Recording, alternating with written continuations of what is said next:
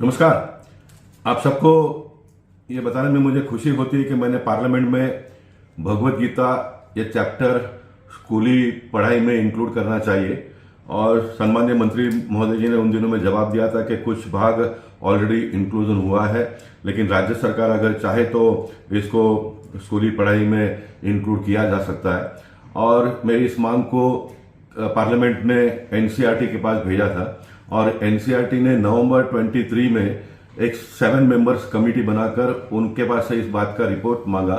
मुझे बड़ी खुशी होती है कि एनसीईआरटी ने ये 7 मेंबर्स से कमेटी ने इस बात को मान लिया है और स्कूली टेक्स्ट बुक में इसको इंक्लूड, रामायण और महाभारत को इंक्लूड करने का निर्णय लिया है, जो अब पार्लियामेंट में अंतिम निर्णय मोदी जी के नेतृत्व में निश्चित लिया जाएगा, ऐसा मेरा विश्वास है। मैं मानता हूं कि इस प्रकार के निर्णय होने से आने वाले दिनों में 22 जनवरी को राम मंदिर का उद्घाटन तो होगा ही।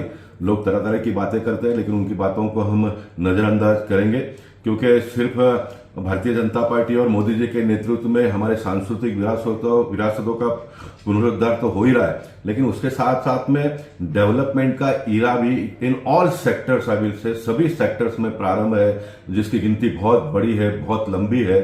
लेकिन उसके साथ साथ में सांस्कृतिक विरासतों को भी जीवित करना, उसको बढ़ावा देना, यह भी बहुत आवश्यक था, जिसको मोदी जी ने किया है। मैं मानता हूं कि आने वाले दिनों में स्कूली बच्चों को रामायण और महाभारत का पाठ पढ़ाना, ये फिर एक बार हम राम राज्य की ओर आगे बढ़ रहे हैं। मैं देश के प्रधानमंत्री सम्माननीय नरेंद्र मोदी जी का अभिनंदन करूंगा, भारत सरकार का अभिनंदन करूंगा। फिर एक बार दुनिया के नक्शे में भारत देश कितनी ऊंचाई छू रहा है, ये हम सबके लिए बहुत ही गर्व की बात है, ऐसा मैं मानता हूं।